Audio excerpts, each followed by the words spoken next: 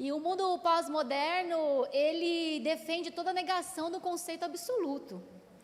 Então, no mundo pós-moderno, tudo é relativo, mas se há alguma coisa que pode comprovar que as situações que são, assim como podemos dizer, construir toda essa relativização, se há uma verdade absoluta, é o sofrimento humano.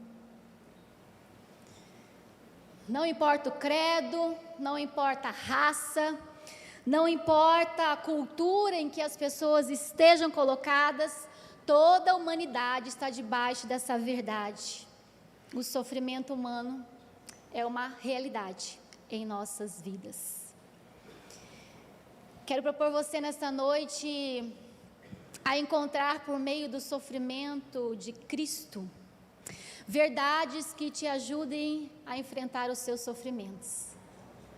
Não somos inerentes a situações difíceis. E eu confesso para vocês que esses dias o meu coração tem passado por alguns sofrimentos. Quando a enfermidade chega próximo de nós, ou quando ela visita aquelas pessoas que nós amamos, isso mexe com toda a nossa estrutura. Talvez quando a dor chegue em nós, nós conseguimos administrar melhor do que quando a realidade do sofrimento chega para aqueles que nós amamos. E dentro da nossa família, a realidade do câncer chegou. A minha tia está tomada pelo câncer. O meu primo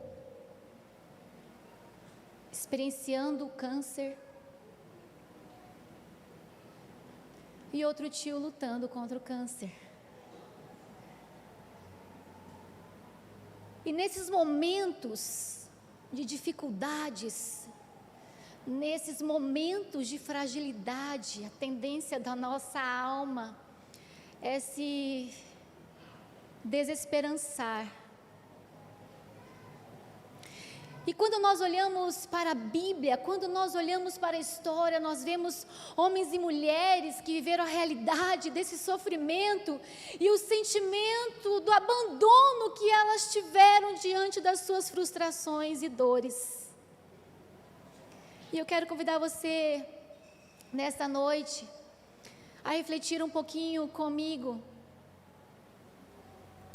sobre as consequências que lá no Jardim do Éden vieram até nós.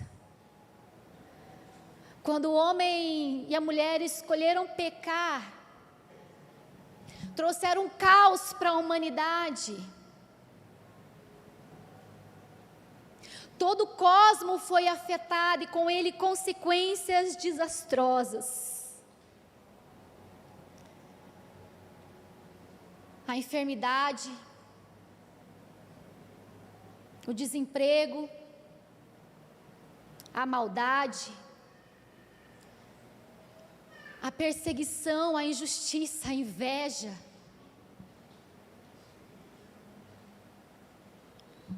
Um ano acompanhando a guerra ali da Ucrânia e Rússia. Quantas vidas perdidas, quantas crianças órfãos, quantas dores, quanta morte. Porque a busca pelo poder não cessa. O materialismo exacerbado, a busca pelo ter, tem feito a terra gemer e, consequentemente, nós sentimos também essas dores. E se a dor do outro já me comove, mexe comigo,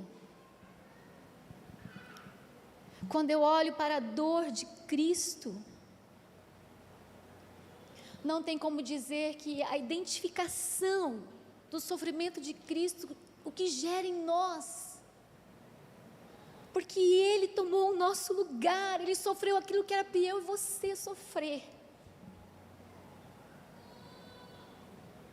Mas através dessa reflexão, eu quero que você extraia algumas experiências. Há uma frase que diz: a gente aprende com a dor o que a felicidade não pode ensinar. Vamos repetir juntos?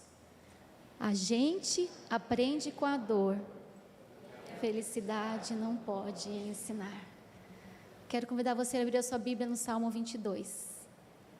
É um salmo de Davi, mas é um salmo messiânico. Quando estamos diante de situações desagradáveis, de situações difíceis, que fazem com que algumas perguntas apareçam, vivenciamos a dor do abandono. Quando o desemprego chega e diante das suas necessidades, quando a escassez entra na sua casa sem pedir permissão, talvez você pergunte: meu Deus, aonde o Senhor está? Quando o diagnóstico chega e você se depara com a dura realidade que você terá que enfrentar, talvez você pergunte: meu Deus, aonde o Senhor está em tudo isso? Quando você chega em casa e não tem mais a presença do seu cônjuge, e você sente a dor da rejeição e do abandono, talvez você questione: meu Deus, aonde o Senhor está? Situações que surgem, mas a gente aprende com a dor aquilo que a felicidade não pode ensinar. A dor não tem o seu fim em si mesmo, tem um propósito. Ostras felizes não fazem pérolas. Passamos pela escola do sofrimento, mas algo poderoso o Senhor pode fazer em nós, através daquilo que nós estamos vivendo. E eu quero que você nesta noite, pela fé, em nome de Jesus, enxergue a situação que você esteja enfrentando, que talvez esteja gerando algum desconforto, alguma dor na sua história. E entenda que de alguma maneira Deus está tirando da zona de conforto, colocando em algum lugar, porque há tesouros que você precisa descobrir nele. Mas vamos para a palavra do Senhor. E o salmista diz: Deus meu Deus, por que me abandonastes? Porque ficas tão longe? Porque não escutas quando grito pedindo socorro? Meu Deus, durante o dia eu te chamo, mas tu não me respondes. Eu te chamo de noite, mas não consigo descansar. Esse era o sentimento de Davi. Alguns historiadores dizem que ele estava passando por um momento de muita dificuldade ali com seu filho, seu trono sendo usurpado. Mas por mais que Davi se sentisse abandonado por Deus naquele momento, esse é um salmo profético, é messiânico, está falando sobre aquilo que Jesus passaria no meu e no seu lugar.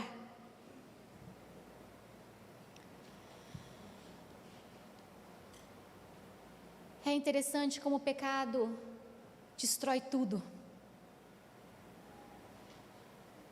O conhecimento do bem e do mal que Adão e Eva decidiram obter, trouxeram consequências. E juntamente com o pecado vem essas maldades, vem a crise nos relacionamentos, o desespero do pai de família, da mãe de família para conseguir trabalhar e obter o seu sustento. A terra foi amaldiçoada, começou a produzir espinhos, ervas daninhas. E o pecado tenta nos escravizar. E diante dessas consequências que nós vivemos, em meio às dores, insatisfações, preocupações, ansiedades, necessidades, podemos também bradar: meu Deus, por que me abandonastes? Por que ficas tão longe? Por que não escutas o grito pedindo socorro? E eu convido você, quando você puder, ter um momento para que você possa meditar nesse salmo inteiro. E por alguns momentos mergulhar nessa história, imaginando aquela cena, imaginando o desespero, imaginando a angústia, imaginando a dor. Mas apesar do salmista trazer uma dura realidade sobre nós, ele traz algumas lições que nós podemos extrair quando esses momentos aparecerem na nossa história. Quando o desespero bater na nossa porta e quando nós acharmos que Deus está insensível à nossa necessidade porque Ele não está nos ouvindo, ou porque, na nossa perspectiva, Ele não está respondendo no tempo que nós esperamos que Ele responda. Em primeiro lugar, o salmista demonstra confiança em meio ao abandono. Por mais que ele comece com essa exclamação de estar nesse lugar do abandono, ele continua dizendo no versículo 4 e 5: os nossos antepassados puseram a sua confiança em ti. Eles confiaram em ti e tu os salvastes. Eles te pediram ajuda e escaparam do perigo. Confiaram em ti e não ficaram desiludidos. Aonde encontrar forças quando a impressão que nós temos que o chão que nós estamos pisando está esmorecendo? Quando os projetos, quando os sonhos, quando os planos se vão. Todos nós temos sonhos, temos aspirações, mas porque em alguns momentos esses sonhos se desfazem, se vão.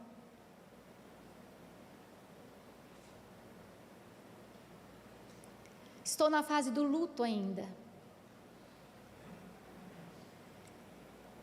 Eu fui visitar uma pessoa que também está em luto. O luto dela é diferente do meu.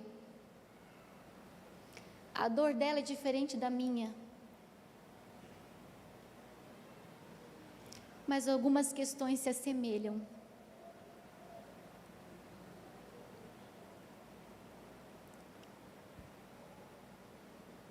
O luto, ele pode chegar na sua vida com a perda de uma pessoa. Mas o luto pode invadir a sua história por a perda de um sonho, de um projeto, que você empregou todas as suas forças, todo o seu recurso e ele veio à falência. E é nesses momentos, é a partir dessa perspectiva, que nós precisamos entender que há um Deus que opera na nossa vida e age na nossa história. É olhar para trás e ver os feitos de Deus. É olhar para a Bíblia e ver os feitos do Senhor. É como o salmista nos diz: os nossos antepassados puseram a confiança em Ti, eles confiaram em Ti e Tu os salvastes. No momento que nós estamos em guerra com o nosso coração, nos sentimos esquecidos, abandonados por Deus, nós precisamos extrair essa perspectiva de dizer: Senhor, eu ponho e deposito a minha confiança em Ti, porque eu sei quem o Senhor é. Porque os antepassados te buscaram e o Senhor ouviu. Clamaram e o Senhor os respondeu. Eles te pediram ajuda e escaparam do perigo. Quantos creem nessa verdade, digam amém. Quantos livramentos. Irmãos, não é uma ou duas vezes que eu me sento para conversar com alguém em que a pessoa não desaba pelas dificuldades. Mas também não há momentos em que as pessoas, em meio a essas dificuldades, livramentos que nem sabiam, reconhecem a glória de Deus e o agir de Deus, trazendo livramento daqueles perigos que estavam à sua volta e não sabiam. Quantas pessoas perseguidas no seu ambiente de trabalho. Quantas pessoas prejudicadas onde estão. Tentando puxar o seu tapete. Tentando te difamar. E essas injustiças muitas vezes, que nós não temos noção que estão acontecendo, mas Deus está observando. E Deus está agindo e Deus está te protegendo. E nós precisamos entender e encontrar forças em Deus. Deus meu, por que me abandonastes? Mas é o mesmo salmista que diz: eu sei que eu posso depositar a minha confiança em Ti. Eu sei que o Senhor pode me livrar dos perigos. Nesse século da inteligência emocional, nós precisamos buscar a inteligência espiritual, das revelações da verdade de Deus. Segunda lição que o salmista nos traz em momentos difíceis, é ter segurança diante da agonia. Somos humanos, somos vulneráveis, somos frágeis. E a nossa força está em reconhecer a nossa fragilidade, a nossa dependência de Deus. O salmista diz: no entanto, ó Deus, Tu me trouxestes ao mundo quando eu nasci, e quando eu era criancinha, Tu me guardastes. Desde o meu nascimento fui entregue aos Teus cuidados. Desde que nasci, Tu tens sido o meu Deus. Não te afastes de mim, pois o sofrimento está perto e não há ninguém que possa me ajudar. Você já chegou num momento assim, em que somente a intervenção de Deus pudesse tirar daquela situação?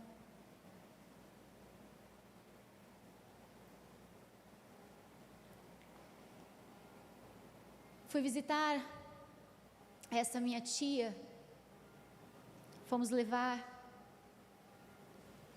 para ela algumas coisas, e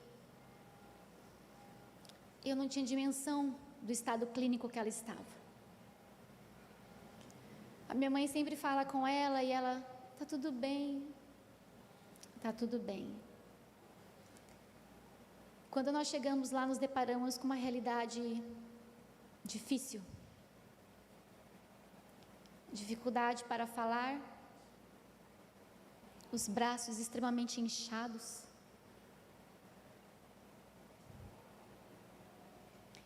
Eu me senti impotente diante daquela situação. Eu senti a presença da morte naquele lugar.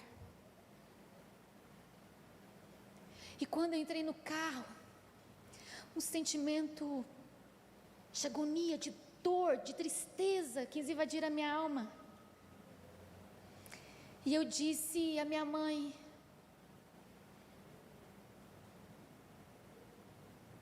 que dificuldade para orar. Por isso que as coisas espirituais se discernem espiritualmente. Eu creio que Deus cura, porque eu já experimentei da cura de Deus. Mas eu não experimentei a cura de Deus no momento em que eu aguardava, que eu esperava, no momento exato. Eu experimentei a cura de Deus no processo em que Ele determinou para mim. E enquanto eu estava nesse processo, o Senhor me mandava a orar e ministrar a cura sobre as pessoas. E as pessoas chegavam para mim e testemunhavam suas curas, física, emocional. E eu permanecia doente.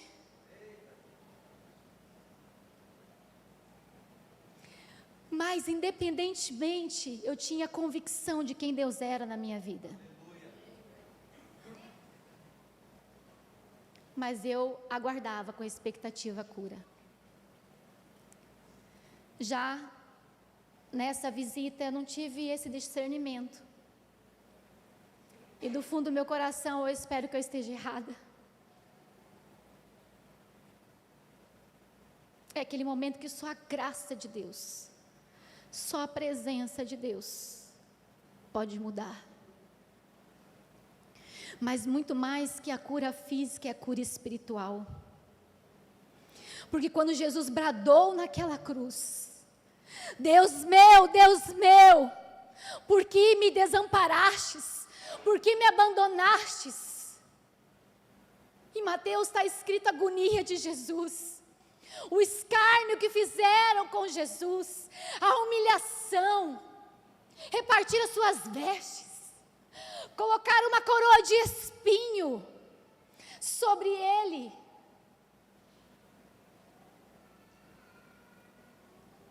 Não era para ser Jesus, era para ser eu e você. Mas ele decidiu tomar o nosso lugar. E nós temos promessas através do sacrifício de Jesus. Deus colocou a eternidade no coração do homem, por isso temos tanta dificuldade de encarar a morte e viver o luto. Mas o sacrifício de Jesus na cruz teve como objetivo nos reconciliar com Deus. Então, mesmo em meio às enfermidades, mesmo em meio às dores, eu preciso ter essa segurança: Deus está comigo. A sua graça, a sua presença é suficiente. E o meu clamor a Deus é que, se Ele não tem no propósito dEle, mesmo que eu não compreenda, curar a minha tia fisicamente, que Ele dê oportunidade para ela se reconciliar com Deus e para a glória. No entanto, ó Deus, Tu me trouxestes para o mundo quando eu nasci, quando eu era criancinha. Tu me guardastes. O salmista está dizendo: a minha vida pertence a Deus. Desde o ventre da minha mãe, Deus me contemplava. O fôlego de vida foi Deus que me deu. Desde o meu nascimento eu fui entregue aos Teus cuidados. Desde que eu nasci, Tu tens sido o meu Deus. Quando a dificuldade chegar, quando as pressões vierem, eu e você precisamos ter convicção que Deus é conosco. Nada foge do agir de Deus. Mas continua dizendo no versículo 11: não te afastes de mim, pois o sofrimento está perto e não há ninguém que possa me ajudar.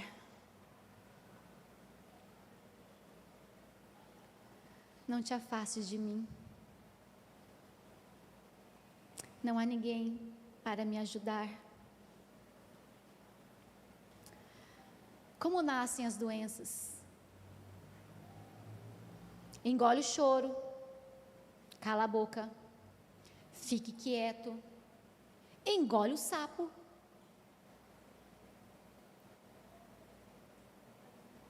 Quando a boca cala, os dedos falam. O corpo sente. Eu aprendo com o salmista que eu preciso abrir a minha alma para Deus. Eu preciso gerar no meu coração convicções que somente pelo poder da palavra ela é gerada.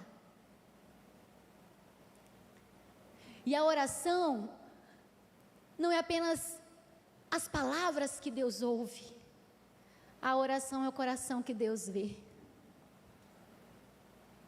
E eu preciso revelar o meu coração para Deus nesses momentos.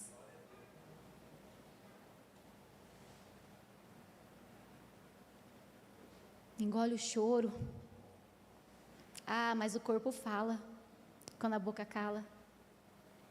Os dedos inquietos, pernas inquietas, enxaqueca.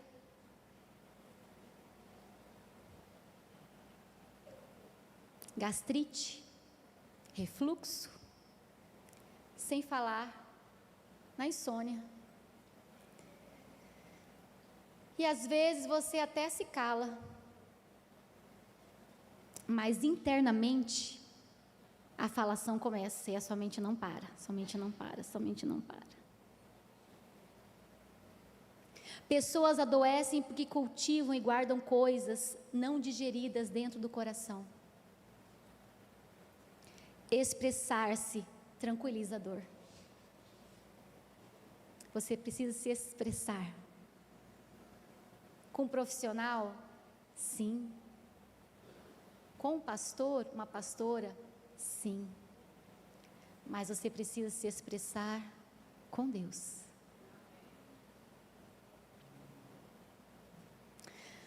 Terceiro lugar, eu aprendo aqui com o salmista, que mesmo em meio às situações adversas, eu posso manter a minha doçura.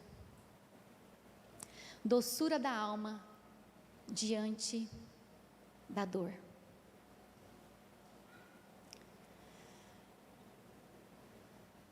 Estar no ambiente de desconforto traz inquietação. A inquietação traz constrangimento e às vezes nós não temos controle diante daquilo que nos aflige e nos tornamos pessoas impacientes, ríspidas, grosseiras, mal educadas. E isso traz tanto desconforto no âmbito familiar. Sempre uma palavra dura, uma palavra de repreensão, descaracterizando a pessoa e não o comportamento dela.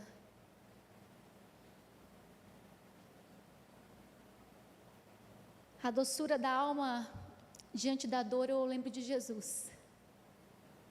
Quando reconhece a sua humanidade, ele diz: eu tenho sede. Nós precisamos entender que quando nós nos desumanizamos, nos tornamos pessoas frias, pessoas calculistas, rígidas. E nós precisamos viver esse tempo em que o coração dos pais se converte ao coração dos filhos e dos filhos aos pais. E às vezes o excesso de rigor, o excesso de rispidez te afasta. Mas mesmo em tempo de desconforto, de discussão, você pode ter doçura. Você pode buscar em Deus a forma certa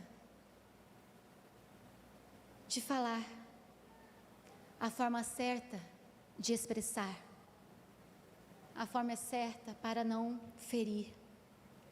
E o versículo 19 do texto de Salmo 22, eu estou utilizando a versão na linguagem de hoje, diz assim: ó Senhor, não te afaste de mim, vem depressa me socorrer. Cada um de nós age diferente diante das situações. Há pessoas que enfrentam as suas lutas correndo para os braços de Deus. Há pessoas que diante das suas lutas e dores se revoltam com Deus. Quando o divórcio chega em casa, quando o desemprego chega em casa, o que dizer para uma mãe que perde o seu filho tão jovem? O que dizer para uma criança quando não tem mais a presença do seu pai ou da sua mãe porque Deus levou? São tantas situações. Mas o salmista está nos ensinando aqui que o socorro não vem apenas de Deus. Ele é o próprio socorro. É a presença dEle. Lembro-me que quando nós fomos para o Chile, no projeto missionário, após o terremoto, o tsunami que houve ali, chegamos numa realidade em que uma igreja estava vazia, cidade toda destruída, se construindo.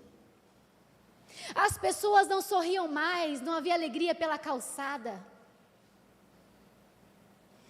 E nós chegamos naquele lugar e fomos ouvir o pastor nas suas necessidades para nos organizar. E a família pastoral compartilhou conosco que no primeiro tsunami que teve, o povo ficou com medo e as igrejas encheram. Recorreram para Deus. Queriam saber sobre vida pós-morte, entender sobre o sofrimento, entender sobre catástrofe, entender quem era Deus em tudo isso. As igrejas lotaram. Mas o contexto em que nós chegamos ali, o cenário é totalmente diferente. As pessoas se revoltaram. Se sentiram abandonadas por Deus, esquecidas por Deus. E os relatos dos sobreviventes para nós era: não deu tempo de apertar o alarme, a sirene, muitas pessoas não conseguiram sair das suas casas e procurar as montanhas para se abrigarem. A luz foi embora, foi tudo escuro, e um barulho começou a vir, ninguém entendia nada, mas era muito barulho, muito barulho. E o barulho nada mais era do que o maremoto vindo na cidade, trazendo os navios, containers, casas, prédios, destruindo tudo que estava à sua frente, levando vidas, levando sonhos. E as pessoas então começaram a se revoltar com Deus. Como ter doçura diante da dor? Como entender tantas coisas ruins que acontecem? E as igrejas esvaziaram. Nem os próprios membros que estavam vivos iam para os cultos.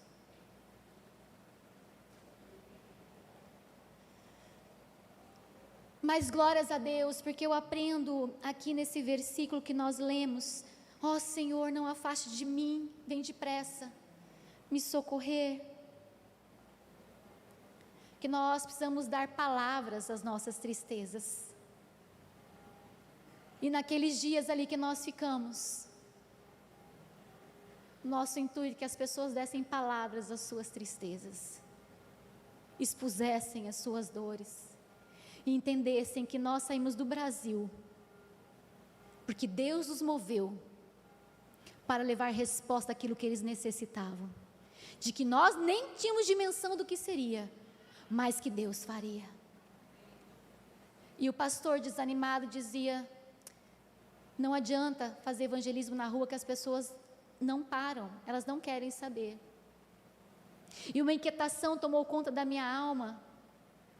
Chamei minha mãe, ali o grupo, falei: não, nós não viemos aqui para ficar parados, não, nós viemos aqui para trabalhar, e nós vamos para as escolas, vamos levar o rádio, vocês vão dançar, e nós vamos abordar um por um. Ainda tinha língua, irmãos, que era difícil para nós, e Deus fez coisas maravilhosas naquele lugar.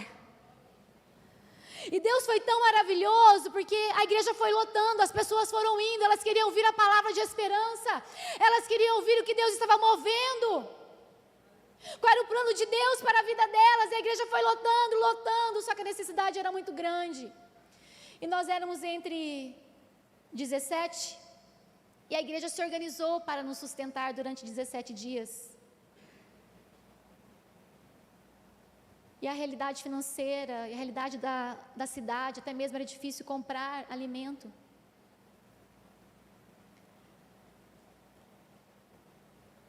Irmãos, a igreja foi lotando.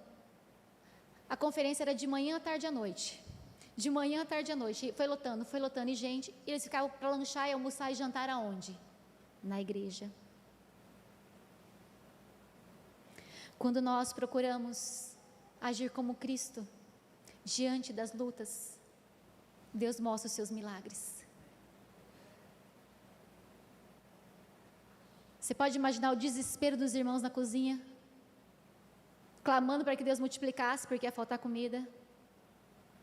Não tinha o suficiente, irmãos, pelos olhos naturais. Mas Deus não abandona os seus. A botija pode estar vazia, o celeiro pode estar vazio, Deus faz milagres. Deus é o dono do ouro, Ele é o dono da prata, e basta você dar um passo de fé que o caminho se faz à sua frente. E o pastor dizia, a comida não acaba. É impressionante, nós vamos servindo, orando e a comida não acaba. Enquanto tem uma pessoa para comer, a comida não acaba. Meu irmão, minha irmã, tenha doçura em meio às suas lutas, porque Deus não te abandonou. Põe um sorriso no seu rosto e diga, não vai acabar. Não vai terminar aqui aquilo que Deus tem projetado na minha vida. Mas dê palavras à sua tristeza, o pesar que não se fala endurece o coração. Aceite o que você não pode mudar, mas mude aquilo que você não pode aceitar. Aceite o que você não pode mudar, mas mude o que você não pode aceitar. As nossas emoções afetam o nosso dia a dia. As nossas emoções afeta a nossa maneira de viver. O próprio Cristo sofreu. Heróis da fé sofreram. Homens e mulheres tementes a Deus também sofrem. Lá no livro de Ruth nós vemos a vida de Noemi. Perdeu seu esposo. Perdeu o filho. Perdeu os filhos, estava ferida. Mas quando a gente olha para aquela sogra, ela decide não ferir a sua nora. Pessoas feridas ferem pessoas. Pessoas curadas curam pessoas. Quando optamos viver a doçura em meio à dor, nós recebemos a cura de Deus para a nossa alma, mas também nós transmitimos a cura de Deus para a alma de outras pessoas. Podemos enfrentar situações difíceis e apesar de Ruth estar numa fase difícil, apesar de Noemi estar vivendo essa fase azeda da vida, num tempo em que as mulheres não tinham como subsistir ali, sobreviver, dependiam totalmente do sustento do seu marido, do seu filho. Talvez por algum momento ela teve sentimento de abandono e agora. Então ela fala para sua nora, vai minha filha. Acredito que Ruth fosse bonita, e falasse, você é bonita, você ainda pode casar, você vai encontrar aí um remidor. Agora eu não tenho mais condições, vai minha filha. E Ruth fala, não insiste para que eu vá, porque aonde você for eu vou. Aonde você repousar, eu repousarei. O teu povo será meu povo, o teu Deus será o meu Deus. Aquela nora tinha prazer de ficar com a sua sogra, porque havia doçura nela mesmo em meio à dor. E é interessante, que da doçura de uma mulher que sofreu perdas difíceis, através depois de Ruth veio a genealogia de Jesus.